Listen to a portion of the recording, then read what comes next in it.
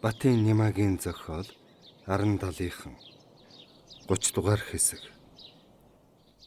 Аймад сэргжиж урт цэлгэр хөндий хоолоонууд олшрон энд тэнд адуу мал айлгэр тарианогоо тарьсан бяцхан талбайч үзэгдэх боллоо. 3 айлаас мордсны дараах аялалд түрүүчиг шиг эсэн бусын юм тохиолдсонгүй. Өлзөйтэй тайван алтан шар зам амтан тоссоор байна. Хонгор морж урт холын явдалд аян ширч сулдан үргэж босгохаан болжээ. Буянцаа танил нутгийн захад ороод дух нарсанд давхиж ирэв. Халуун бүлээрээ элэг бүтэн инх төвшин сууж агсан буур бууцанд харлаж бараалан энд тэнд тимэн халгаа лөөл шарилж ургасан харагдана.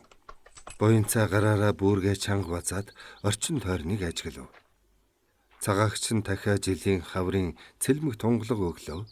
Энд болсон бүх явдал тэр аяараа үзэгдэн цус хайлгам дуу чимээ сонсогдох шиг боллоо.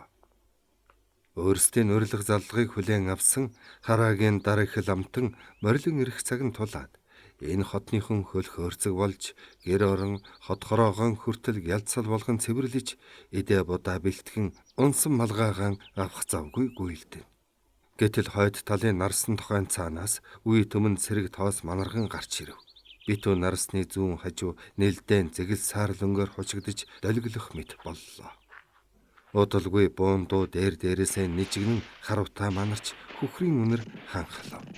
Айж сандарсан хүмүүс орилолтон чарлалтан ямар ч учраан олохгүй ийш тийшээ гүйлдэж үхэр мал шуугилдан хашаа хороогоо дэлбэ татхаар завдна. Эцэг нь хуучин хүрэн авдрынхаа түлхүүр ирж мөнгнаад зүүгийн ховх татан авч чичирсэн гараа авдрын ёроол руу шургуулan нөгөө юм хаана байна, алт гэж уулга алдан хашгирна. Бөөний сум хуург нэвтлэн шунгана. Эцгийн гар авдрын ёроолд наалтчихсан мэт зуураас та хоцорлоо. Буянцаа өвөндөг тэврэн ихэнх хөтлөд нарс руу гүйлээ. Гал халуун хуй хацрын шүргэн өнгөрөх шиг болов. Их нь бүдгхэн ёолоод унлаа. Хот айлуудын дээгүр сүр тулаандл хуйлран мушиграв. Цагаагч нь дахиад жилийн хавар болсон энэ аимшигт үзэгдэл буянцаа нүдний өмнөр жирэлзэн өнгөрөв. Шарилжны ёроолд хэвтэж байгаа түлэгдэж хүйрсэн яс тэрх аюул сөөрлийн улмөр болон үлджээ. Буянцаа мориныхаа амыг эргүүлэн охин дүүгэн орхисон нөгөө айлын зүг давхив. Гэтэл тэнд айл байсангүй. Үхрийн аргал адууны хомоол дунд хоньны хашааны суур гэрийн буур хоёр нь мөөгний хүрээ шиг дурайн харагдана. Буянцаа хар нутгийг ширтэн зогсоод ямар хачим бас л сүйдүүлчихсэн биш байгаа та гэж хэртгэн бодсноо. Арайч тийм гай таараагүй баха. Араасаа намнуулж явсан гаминд замаас ингэж хазаах завчлаа гарна гэж юу? Эн чин хаварчаа шүү дээ. Өдөд ямар амтан хаварчаас ахиж суух вүлээ. Хамаг амтан цусланд байгаа шүү дээ гэж өөртөө хэлв. Тэртээ баруун урд зүгт өнчин ганц толгой хөмөрсөн тогоо мэт бөмбөгийн харагдана. Тэр толгойн хажуу дахь өндөр ногоон дэнж дээр ганц гэр бүдэг батг сүүмэлсэн. Буянцаа сайх гэрийн зүг жолоогоо залж дов сондуул дээгүр хонгор мориныхоо хурд гархан харайлгав. Хаяанд нь тулж очвол гизгийн олон салаа болгож сүлдсэн охтор өмд цамцтай бондоосон бор охин гэрийн сүйдэрт тоглож суув. Сайр холцроо болсон нүцгэн хөлнийхэн хооронд янз бүрийн чулуу өрж гэр хашаа босхон үхэр мал бэлчээж байгаа бололтой. Буянцаа мориноос өсрөн бууж охины дээрээс тонгон ажиглав. 3-4 наснаас хэтрээгүй тэр охин гадны хүнээс бишүүрхдэггүй тун нүүрэмгийн ажээ. Хөөхөн хар нүдэн тормолзуулан буянцааг үлээж хараад ир авиг дуудаж ис чадан аав ээж хоёул гэлт байгаа гэж шулганжээ. Мойл хархан нүд шантгар дуу хамар улаахан уруулна. Буянцаан урд өмнө ухаан жолоогүй хайрлаж инхрэлж агсан сэтгэл зүрхэнд нь үрж шингэж үлдсэн дүр төсөөг агшин зур санагдуулав. Залуу ир охиныг гинж шүүрч аваад дээр өргөснөө чэйжэндээ наан чанга тэврээд хацар ам хүзүү хоолойг нь зогсоо зайгүй инхрийлэн үнсэж эви хонгор минь хайртай жаахан өвөндөө минь муу ах чинь чамаагаан оллоо ямар сайхан хувь өрөөлөв гэж хоолойгоо чичрүүлэн нүднээсээ нулимс бөмбрүүлэн өгүүлжээ. Энэ чимээгээр гэрийн эзэд гарч ирэв. Намхан нуруутай эцэнхий бор залуу өөрөөс нь төө өндөр гимээр гойлог нарийнхан биетэй хүүхэн ийм хоёр хүн охиныг нь тэврэн үнсэн байгаа танихгүй эрэг алмаар харж зогссноо. Та ч хаанхын хэнгэгч хүн бэ? Гэж гэрийн эзэн царга шингэн дуугаар асуув. Энэ царга нарийнхан дуу буянцаад итгэл алдаж сэтгэл хэрдхийм гинтийн түгшүүр болон сонсогджээ. Бүх нойронд дарагдсан өөвөндөг танихгүй айлын хаяанд тавиад хагцж ядан байсан тэр мөчид гэр дотор үхэр бүрээ шиг бүдүүн дуутай ир мөн ч аюултай юм болж дээ. Биднийг Тэнгэр бурхан өршөөж өвөлжөөнөөс минь зориуд хөөсөн биш байгаа да. Хүрээ замын дэргэд суусан болж өнгөрөхнэ гэж хөнгөнөн өгүүлэхийг буянцаа чагнаж билээ. Гэтэл одоо энэ хүний дуу жижиг хонх шиг жингнэж байх нь гайхаш төрүүлэхээс аргагүй юм. Тэгвч буянцаа итгэл өвөрлсөн хэвээр өршөө тамин өнчин дүүгийн минь ийм сайхнаар өргөж тэжээж байгаа ачид эцэг ихэн болсон та хоёрт гялалаа гэж догтлон хэлтэл. Яадаг вүлээ эн чи солиотой хүн байна. Охиноо хурдан салгаж аваач гэж эхнэр нь эрдээ шивгэнжээ. Буянцаа үүнийг сонсоод сандарч түгдчин. Үгүй би солиотой хүн биш. Гамингийн гараас энэ бит хоёрлохнаа амьд гарсан юм. Би өнчин дүүгээ хайрлаж чадхаас биш халамжилж чадахгүй байсан. Тэгээд өлбөрдөж өгөх нь гэж айсандаа танаа хаяанд орхиод явсан шүү дээ. Дүүгээ санаж тэсэх аргагүй болоод эргэж ирсэн минь энэ гэж очирлоо. Эцэнхий залуу эхнэр рүүгэн эргэж хараад одоо ойлголоо нөгөө хүн байна шүү дээ гэснээ буянцаад хандаж. Та гэрт ороож тухтай ярилцъя гэв. Буянцаа охиныг тэрсээр гэрт орлоо. Эднийх авсаархан хогшлон арчиж угааж гялцал болгосон цэвэр цэмцгэр айл байв. Өндөр хүүхэн цай яран аягалж идэ тавиад хананд өлгсөн борц хэрчиж эхлэв. Буянцаа гэрийн эзний үг хэл завдаагүй байхад шуртхийн гүйж гараад ганцганаас чихрэн гаргаж авчирхад охин баярлаж хормоогоо тослоо. Гэтэл гэрийн эзэд элэг эмтэрч үлэмжийн уйрал зовнил хосолсон хүний гунигт харцаар буянцааг ширтээд нэгэн зэрэг шүүрс алдацгаав. Зайлвал чи яасан ч гэнхэн хөнгөн амтан гэгчв. Эрийн цайнд хүрсэн хүн ийм ихээр эндүрч болох уу да. Наад охин чинь чиний дүү биш ээ. Энэ бид хоёрын төрсөн хүүхэд. 3 хүүхдээ мань дундах нь байгаа юм. Дүүн тэр орон дээр манцуутайгаан хэвдэж байна. Чи охин дүүгээ манайд биш Жамбал начных гэдэг альд оргисон шүү дээ. Гэхдээ буянцаан дотор пал хийж өөрийн мэдлгүй босон харав. Жамбал начин гинэ. Тэгээд тэр начных чинь хаана байна? Гэж бачимтан асуухад гэрийн эзэн. Чэсо тавьдах хэрэггүй. Тухтай ярилцъя гэж би чамд түрүүн хэлсэн шүү дээ. Уулцсан улс эхлээд алдар нэрэн асуулцдаг ёс бэ. Харахад чи надаас дүү хүн шиг байна. Бэ Бадамсэд гэдэг хүн. Дүүгийн алдар хэн гэдэг вүлээ? Гэснэ. Зочныхоо нэр усыг сонсоод нэрэл тухтай ярьж гарлаа. Хөөхтийн гар дээр нэг нь тавьчихснаас хойш энэ чихрэн буцааж аваад чи яах вэ чи? Би оронд нь үүнээс дутахгүй чихэр өгөмц. Өнчирхийн зовлонд нэрвэгдээд явж байсан ах トゥ та хоёрт дээдийн сайхан аз таарсан байна вүлээ? Жамбал начин ягч бас их азтай айл юм. Тэднийг үр хүүхдийн хөсөл болж хамаг насаан сэтгэл дундуур өнгөрөөж явсан улс. Жамбалгай гүндүүгүй гүжирмэг ер нь лут ирэлдэ. Ганцхан сүсэг бишрэлд хэтэрхий баригдсан гэмтэй хүн. 2 хөгшин дархил амын хийдээс эхлэн их хүрээ эрдэн 100 заян хүрээ амар баясгалан гэдэл очоогүй газарч ховор мөргөөгүй гэгэнч ховор юмдаг. Харайл утаа гүмбэн хүрээгүй байх. Богдоос бустын мотрын эцсийг ч гүйцээсэн байх. Жамбал начин ээдэг ялалцаж явах үедээ даншгийн наадамд барилдаад 5-ын даваанд зүүн хүрээний дунгуй сэрэнэн гэгч бүхийн аманд очиж гинэ.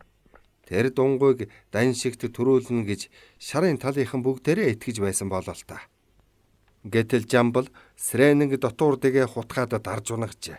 Өвдөг дохой хоёроо газарт хүргэсэн ч гэлээ яах аргагүй л дээр нь очсон гэдгийм. Өөрийнхөө бүхийг төрүүлнэ гэж гордож байсан лам нар маргаан үүсгэж Хөлийн сайдын ч толгойг эргүүлэн хоёр бүхийг хайнтсан болгоод дахин барилдуулжээ. Тэгт нь манай залуу бүхийн шарн хөдлөөд Срэнингийн доогуур гүйн орж толгой дээр гартал өргөөд Сүвэний 3 хавиргыг хугартал шидчихжээ. Наадамчин олон ч шуугилдаж гарч гин. Срэнингийн засвал лам Жамблыг хилааж харах ёстой байдлаа их шудраг хүний дүр үзүүлэн ая тал засаж гинэн залууг хасрынхаа доор урьж аваачаад хул дүүрэн айраг барьжээ. Жамблч хөнтөрчл орхиж тэгээд юу болсон гэж санана. Ходоодон эргэтэл огүүлж хамаг биеэр нь хөхөт толбот хууран эгээтэл үхээгүй тарсан юм байх. Засвал лам айргандаа хор хийсэн нь мэдээж л дээ. Тэр хор эрүүл чирэг Жамблын аминд хүрч чадаагүй боловч үр үнцийг нь тасалчихсан байх гэж уул самтын ярьдаг юм. Гэтэл Жамбл наачин би хор амсаагүй. Харин хүчтэй хараал хийлгсэн гэж өдийг хүртэл мэтгсээр явах хүн. Тэгээд ч тэр хараалыг хариулахын төлөө энд тэндгүй мөргөл хийж, өргөл барьцад хэдэн малаан туусан байх. Бадамсэдийн энэ сунжруу яриа мөд дуусах шинжгүй боллоо. Буян цайч дуусахын хүлээх аргагүй болоод суудал дээрээ өндөлцөн. Үгүй тэгээд тэр айл чинь одоо хаана байгаа юм гэж дахин асуув. Дөөмөн тэсэж үз. Би аяндан хэлнэ. Одоогоор миний яриа тэрэн дараа хүрээгүй замынхаа хагасаас өнгөрч явна. Өнчин дүүг чинь өргөж өндийлгэж байгаа хүнийг чамд сайн танилцуулъя гэсэндээ би энэ мэтийн юм ярьж байна. Мэдэж авахд илүүдэхгүй шүү дээ. Намайг бүр баг байхад Жамблих олон хүүхэдтэй ядуу айлаас 5 настай хүү үрчилж авсан юм. Хүүгийнхэн 12 байхад номтой эрдэмтэй лам болгоно гэд сүндүү гавьжид шав оруулсан юм. Гэтэл жаал хүү гэрээ санаж нэг шуургатай шүн багшийнхаасан оргожгүйгээд замтан осолдчихсан юм. Начингийн ухаан муудаж нутаг нугынхан галзуурах биедээ гэж их айцгааж байлаа. Гэвч уйлрах цагийн ирэхээр сэтгэлийн өвчин илэгдэж ухаан мэдрэл нь хуучин хэвэндэн орсондог. Дараа нь бас нэг айлаас нүдээ ч нээж завдаагүй бүр усан ялах амтныг өвөртөлж ирсэн билээ. Гэвч тэр нь бас лбөтсөнгүй. 10 хоногийн дараа нэг муухай томуугаар алдчихсан юм. Хэдэн жилийн өмнө Хяагтаас 16 хүрсэн тэнмэл хар хүүг дагуулж ирээд үр хүүхдтэй боллоо гэж дэвгэцгээс наахнуур баярлаж байлаа. Гэтэл тэр хар хүү наадам болгонд уйдаг хээр морийг унаад нэг өдөр алга болжээ. Чи яарч өндөл зөөдөл байна уу да? За яана гэхв. Ах нь яриагаан цэглэе. Гамингийн үүмэний дараахан Жамбл начин гэд бурхан тэнгэр дээлтэй үр заяажээ гэсэн цуу тарсан юм. Тэр цуугийг хамгийн түрүүн сонсон хүний нэг нь бий билээ. Бурханы заяасан хүүхдийг үзэх гэж тэдний давхиж очлоо. Улаан давуу цуулан гэрийнхээ үүдэнд хөл хорсон тэмдэг татсныг нь хараад би их л гайхаж яайда гэж бодсноо малгаагаан авч дээвэр дээр нь тавиад аргал хормоолон орж явчихлаа. Гаднаас ирээгүй өөрсдийн хүн болж байгаа маань тэр шүү дээ. Ингэж орвол хүүхэд хөлсдөггүй гэж хууччвал ярьдаг хойно доо. Энэ яриаг Жамбл наачин ч юу андах вэ? Босго алхам ахцал өмнө минь үнэхээр бурхны бүрэл ба заларч байх шиг харагдав. Хоймор талд нугалж дэвссэн олон давхар ширдэг гудас дээр жаахан охин шанжмэт улаан шарт хоргон өмрөөд сууж бай. Өмнө нь аягтай хөөрүүлсэн сүү тавг дүүрэн жихэр бов тавьжээ. Үсэг эзгийн толитл самнан нүрийн цэмбитл угаасан харагдана. Ард нь хоёр хажууд нь тавьсан жижиг бойфро дотроос арц хүч холилдсон сангийн утаа үй гэж сайхан үнэр ханхална. Бяцхан гуутай шүтэнийхэн тахил өргөлийг шинжилэн том голтод зул бадраажээ. Жамблгай гуйлан бомброо цавдуур дүрэн хуурай үрийнхэн өмнөр аршаан шүршит сув. Хөөрхи хоёр хөгшин заяаж ирсэн үрэ эсэн бусын альбин ад зэтгэрийн хорлолоос хамгаалж бас цэргийн хөл үхэрийн бузраас ариутгаж байгаа нь энэ юм. Тэдний баясаж байгааг юутай ч зөөрлөх аргагүй. Дүү чинь манай энэ охинтой ямар ч төсөөгүй юм бэлээ Хоёр өөр эцэгийнхээс гарсан хүүхдүүд дундаа яаж ч төсөөтэй байх вдэ. Гэтэл чи мөн сүрхийн дүр бай. Өнгөрсөн хавар начингийн өргөмөл охин жаахан бүлээрлээ гэж дуулдсан. Хүн юм чинь ханаад шуухнаа хүрээл үсттэй. Жамбалгайч сандарч ийш тийшээ зөндөө давхсандаг. Одож таринч чойжин хувилгаан харын бөөгч хүртэл залсан байх. Тэр ханаад хэдэн шар тангаар л идгээ үсттэй. Охиныхоо ханаад дөнгөж эдгэнгүүт өвгөн гинэт нутаг солихоор шийтсэн юм. Энэ нутагт би өсгөөс өдийг хүртэл суула.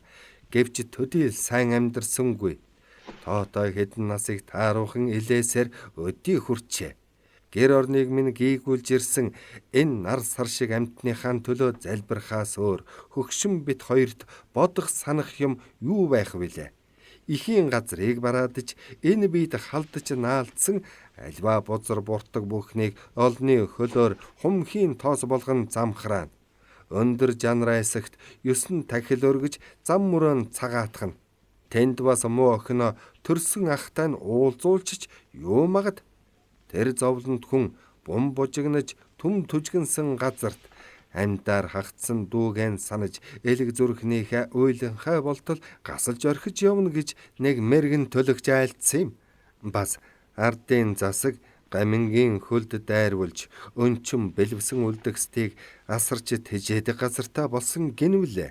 Гал усны гашуун зовлон дэрстэж ганц дүүгээ айлын гадаа орхиход хүрсэн хөөрхий хар хүүг олж элгийн дэвтэхгүй бол 10 хар нүгэл болно гэж жамбалгуй хэлээд нийслэл хүрээ рүү нүүчихсэн. Хүрээний хаан буусныг би мэдэхгүй.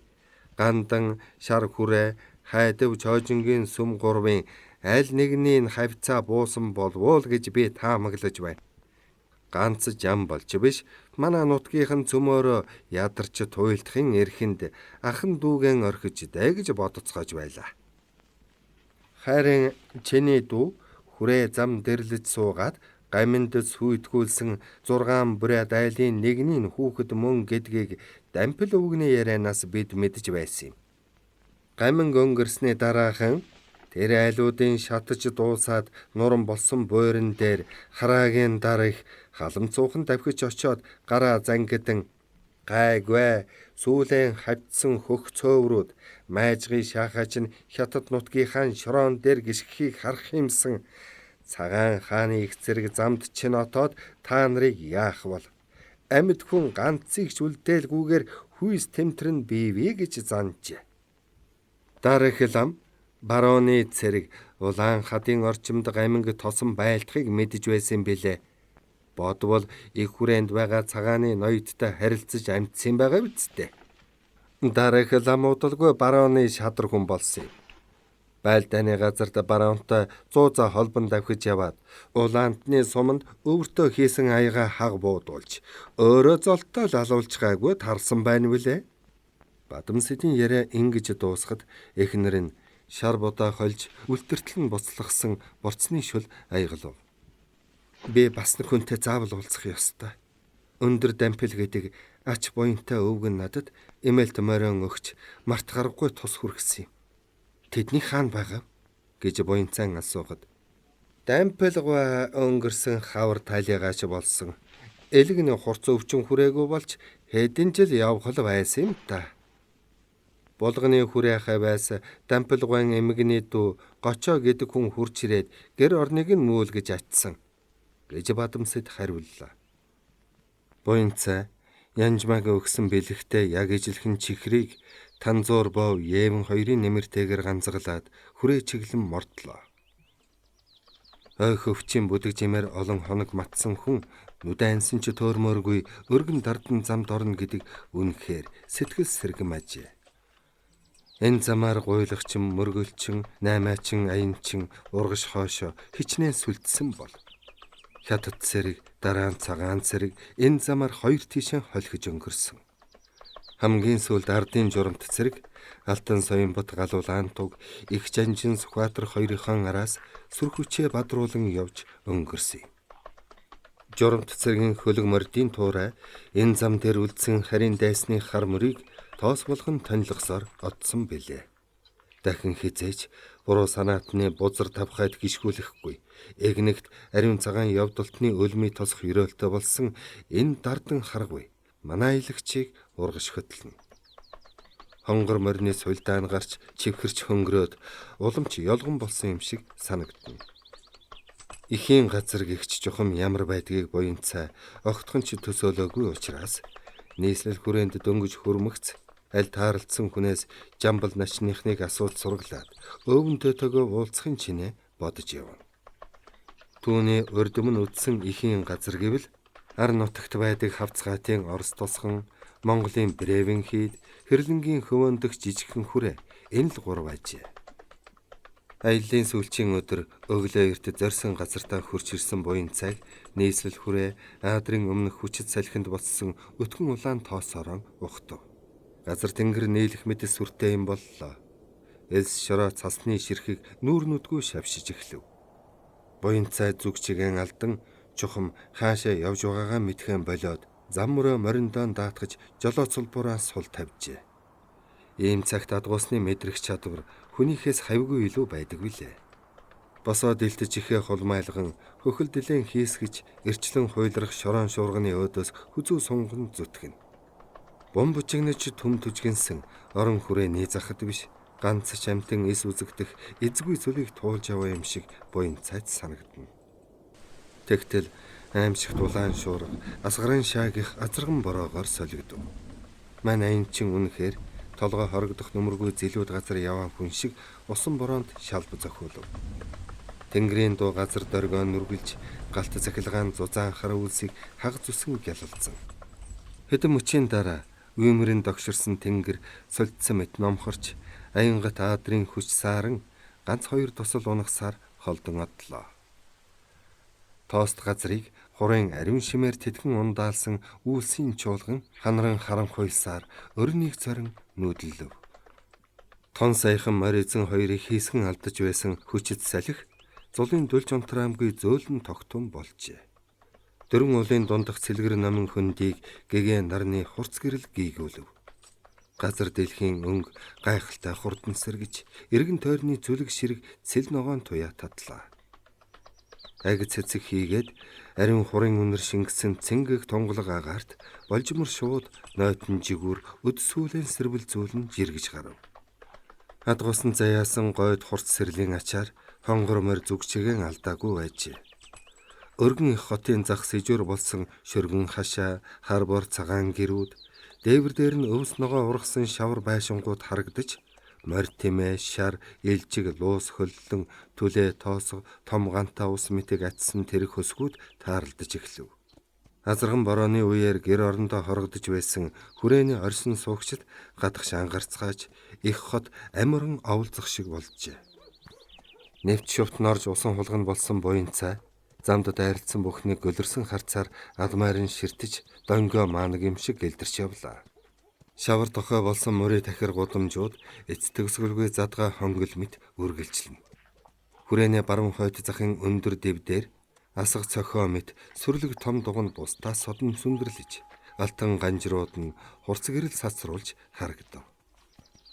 Энэ лав нөгөө 80 тухай майдар бурхан гихчэн байрлуулсан сүмэн байх та гэж буян цай боджээ.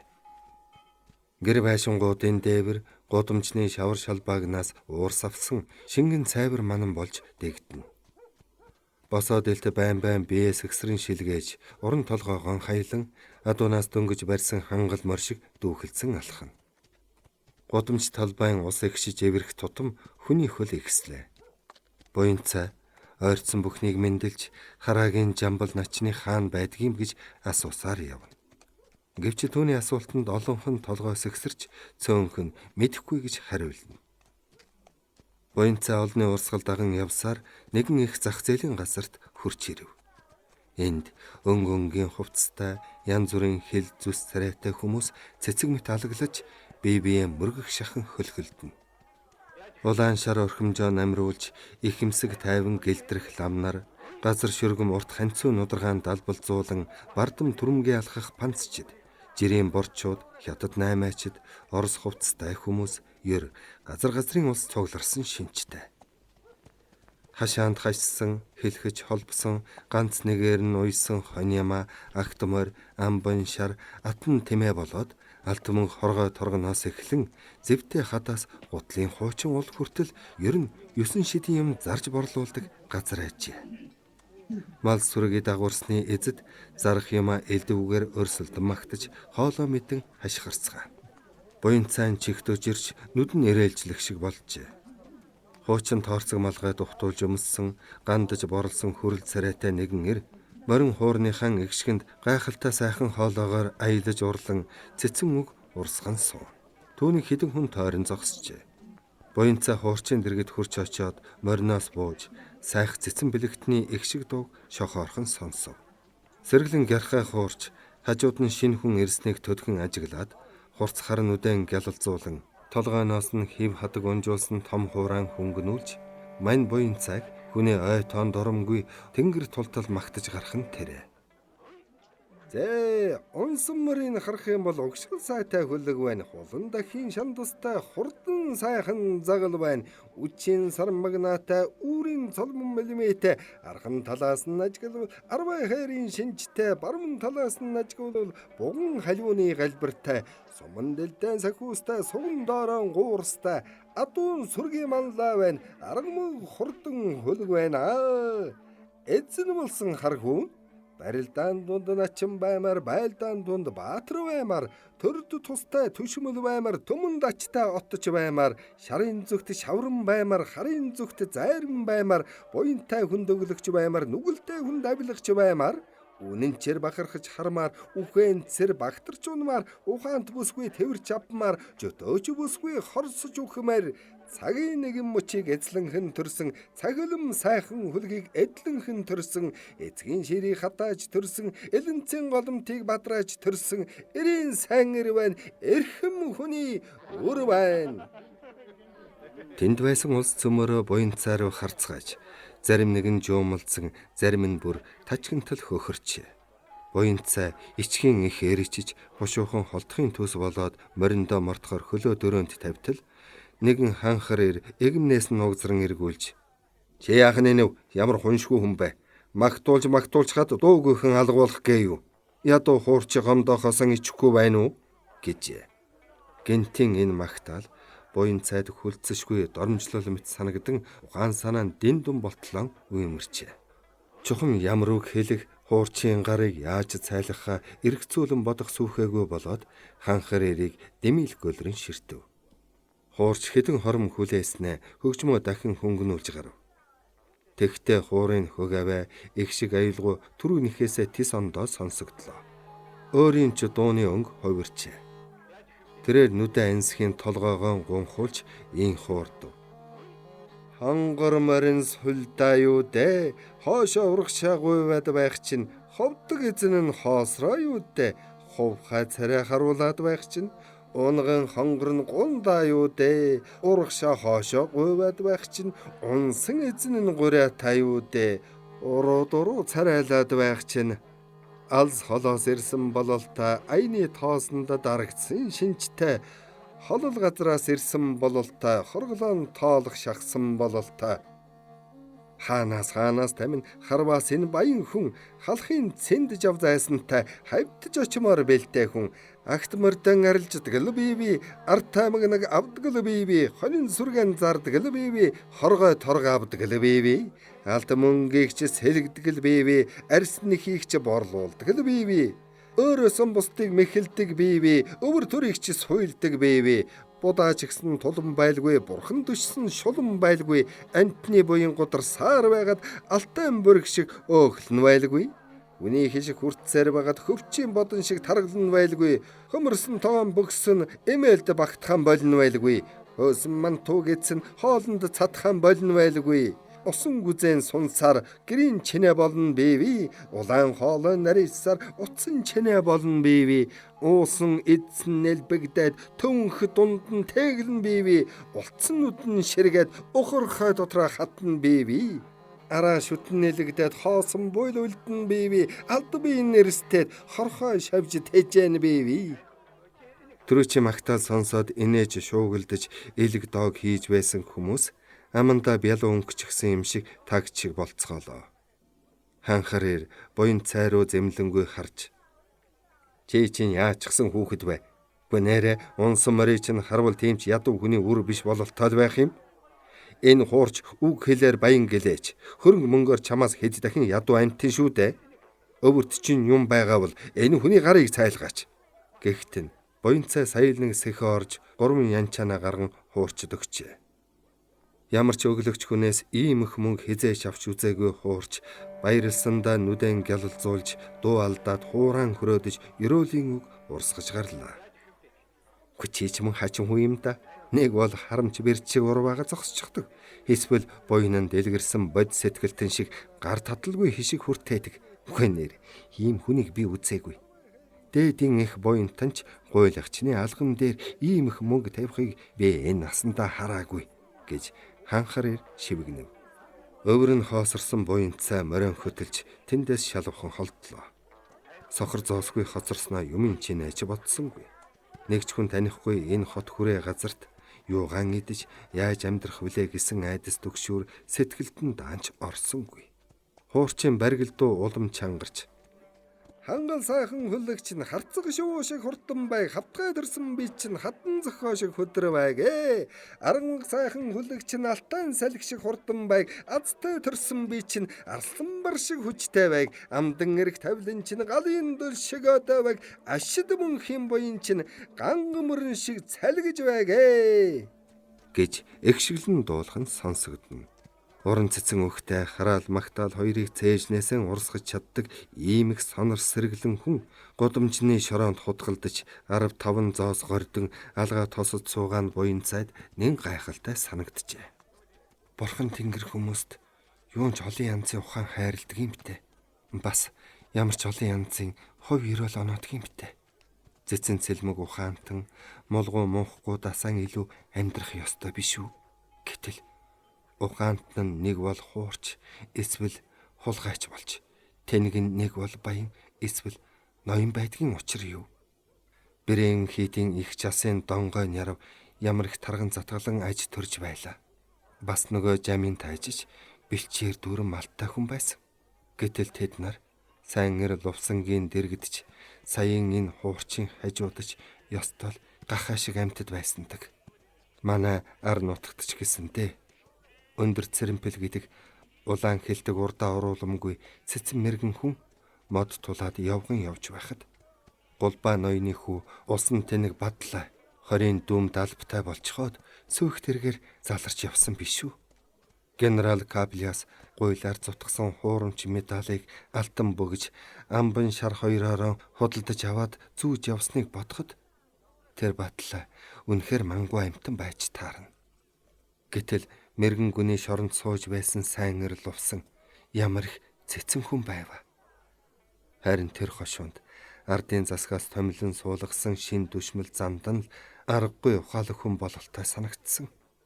Энэ хуурчийг тамгын газар суулгачихвал хэрэг заргыг зандан дүшмэл шиг зөв мэргэн шийдэж дөнгөх л байх. Тийм сүрхий ухаантай мөртлөө сохор зоосны хойноос шүлсэн савируулж мөнгө өгөөгүй хүнийг муу муухай үгээр юунд тэгж хараана уу? Харамч хүн таарлаач гэсэн ерөөлөө хэлээд хоцрох нь яана уу? Гэж буянцаа боджээ. Буянцаа их зах нь мэддэхгүй олон хүний дундуур удтал холхихдоо жамбал начингийнхнийг цөхрөлтгүй сургалсаар явлаа. Лам хар хятад тангад эрэм ер хэнийг шалгалгүй асууж тэр болгонд өнөөл мэдхгүй гэсэн хариу авсаар байжээ. Үемэн займан чимээ шүүг андалмарч бас өлсөж цангаснаас болоод нүдэн нэрэлжилж толгойн дүүрнэ. Ойрхон байгаа гуанцны нээлттэй хаалга цонхоор хуушур шарвингийн хорхой хүрэм үнэр ханхалж арааны шүлсийг асгаруулна. Олны газар өвөр хоосон явна гэдэг эзгүй хөвчд ганцаараа тэнснээс 7 дор ажээ. Хөвч тайгад бол ус жимс хоёроор хэдэн хоногч ходоодон зогоож болох биш үү? Буянцаа холхин явсаар бөөгнөрч зогссон хэсэг хүмүүсийн дэргэд хурч очив. Сарвчтай хармалгай тухтуулан өмсөж, ташаанда ширэн хуйтай гар буу зөөсөн намхан залуу, самар аяглан зарц суугаа хижээл хүн рүү хуруугаараа дохин занган чанга дуугаар үг хэлж байна. Ширэлдэж дайхарсан шовгор гизгтэй хижээлэр сайхан залуугийн өөдөөс их л гайхсан шинжтэй дүрлийн ширтэн. Ардын намын 2 дугаар их хурал хуралдсныг та мэдсэн байх учиртай. 2 жигтэн дүлий биш бол сонссон байж таарна. Тэр хурлаас ямар тогтоол шийдвэр гаргасныг танд танилцуулсан байх ёстой. Суртал номлогчид газар сайгүй хүн болгонд ухуулга таниулга хийж байгаа. Хангай дэлхийн баялагийг элдв шунхай этгээдүүд амин хувьда дур зоргоор хэрэглэн ашиг завшаан олохыг цаазлан хоригдсан биш үү? Гэтэл та ардын намын бодлогыг ингэж зөрчиж байна. Самраа хормоолоод бос. Гайлын газар очиж татвар хураалган пив бичиг авсны чинь дараа зархыг зөвшөөрнө гэж намхан залуугийн хэлэхэд хижээлэр надад тэгж явах тэнхээ алгаа гэв. Тэгвэл наа самрыг чинь хураагаад өөрийг чинь торгондоохоо. Торгуул дөөхөн мөнгө байхгүй. Уг нь би арай ч ингэж хуухаар эр биш юмсан. Хаан бурхан халах Монголынхон төлөө хүчин зүтгэж Хатанбаатар мангийн цэрэгт элсээд харчин цахруудтай нүдэлдэж явсансан. Бавуу гүний цэргийн суманд өрөөсөн хөлөөн хуга буудуулж эрэмдэг зэрэмдэг болсон хүнтэй ам зуухын эрхээр хандгайтаас самар түүж хангай дэлхийхэн хижиг хүртэж байгаа минь энэ юм шүү. Би ашиг завшаа хайх гэж бодоогүй. Боргэрт маань амаа ангааж алгаан тоссон 5 хүүхэд хүлээж байгаа. Би үнэхээр ядуу зүүдүү хүн.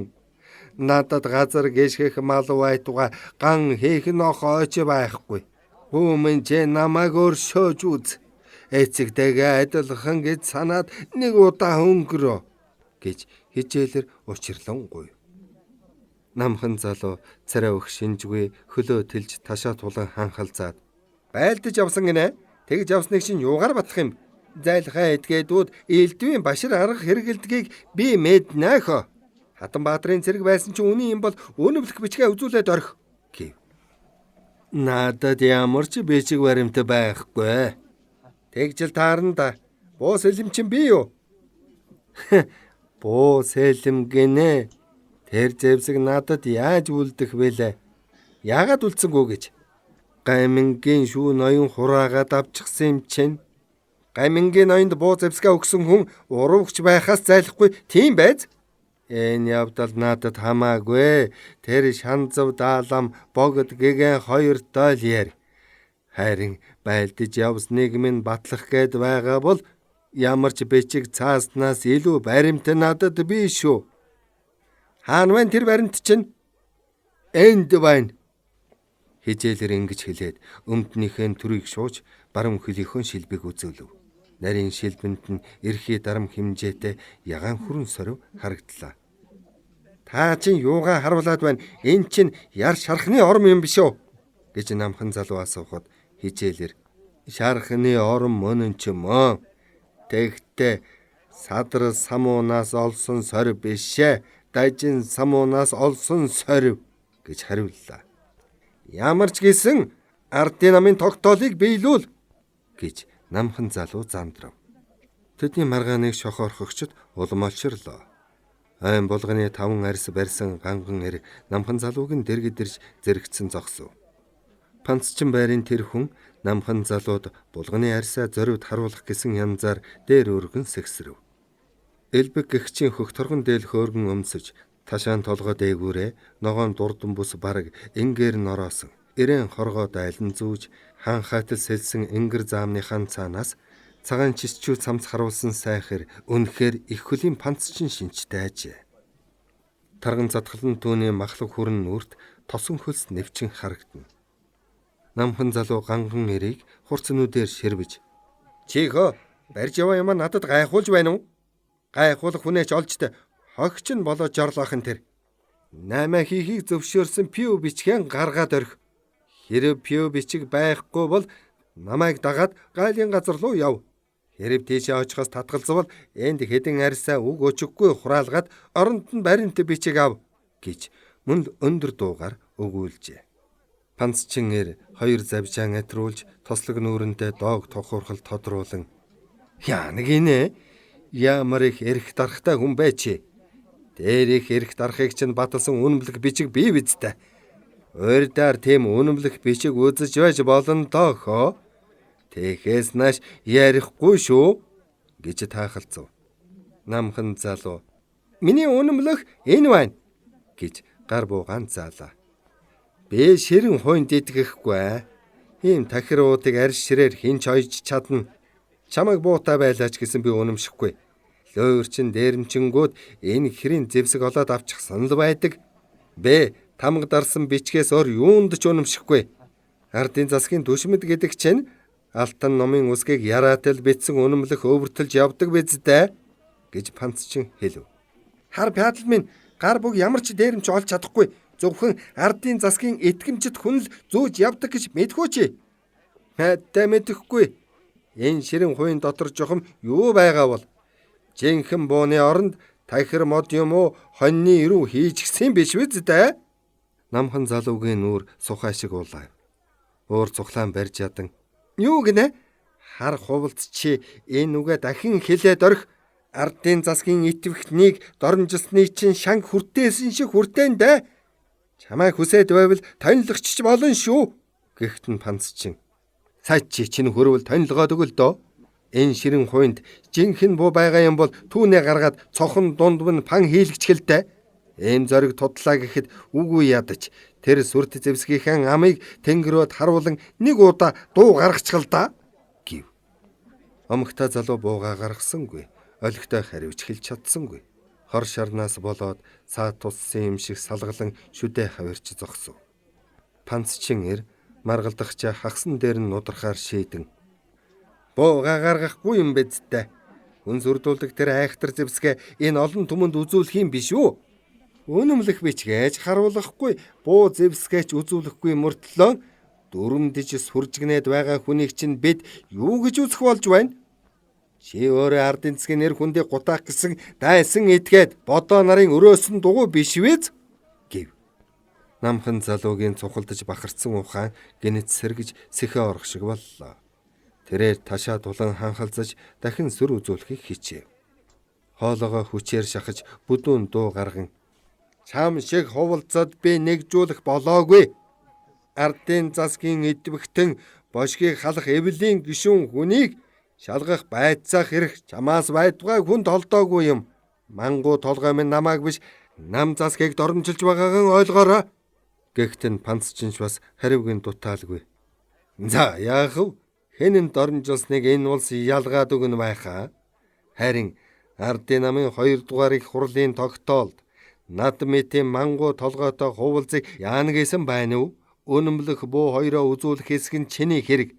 Тэгэхдээ хэрв чи ардын засгийн жинхэнэ идэвхтэн үнэхээр муу юм бол намын 2 дугаар их хурлын тогтоолыг бидэнд заавал үзүүлэх ёстой. Үзүүлэхээр ч барахгүй бүр уншиж өгөх үүрэгтэй. Бид ардын намын шинэ бодлого шийдвэрийг сонсох хүсэлтэй байна. Гэхдээ тэнд цуглархсад тэр тогтоолыг чинь би сонсож мэдмээр байна гэж ам амандаа шуугилдав. Намхан залуу бас л хэлэх үггүй болж мухартлаа. Үцтэл бачимдаж орох нүхээ олж ядах шиг харагдана. Гэтэл олны дундаас хэн нэгний боргилдуу хөнгөнөн намын 2 дугаар их хурлын тогтоол надад байна. Би та бүхэнд зарим бүлгээс нь уншиж өгье. Анхааралтай чагнах түн гэхэн сонсогдоод данхар толгой дээрээ саарал бүрх малгай тавьж хүрэн даавуу дээл өмссөн 40 насны зузаан бор хүн самар худалдагчийн хажууд ирж зогсон улаан шугамтай мотуу цаасан дээр бичсэн тэр тогтоолыг төв ихэмсэг уншсан. Ард түмний хувийн эрх чөлөөг хүндэтгэн үзэх тул ард тус бүр чөлөөт эрх юуган эдлэхэд үл боогдуулахыг эрхэмэл сүгэ. Гагцхүү ард олон ба улс төрийн байдалд харш явдал үйлдэж үл болно. Мал тариалан зэрэг бүдүүлэг аж үйлдвэрийг улмаар боловсронгүй болгохыг хүсэхээс гадна бүх улсын болон ард түмний хөрөнгийг зузаадгах ба хэмнэн хэрэглэж олонд тустай хэрэгт зарцуул сугаа. Ардын хоршоог хөгжүүлж шунхай хөрөнгөтөнд хэтэрхий мөлжигдөхийг цэглэх хийгээд хүний эмнэлгийн явдлыг хүндэтгэн үзэж үн төлөөсгүй эмнэлгийн орон байгуулах, хоосон ядуу ардыг асран сувилах, ажил үйлдвэр олгуулах ажлыг эрхэм болгосугаа.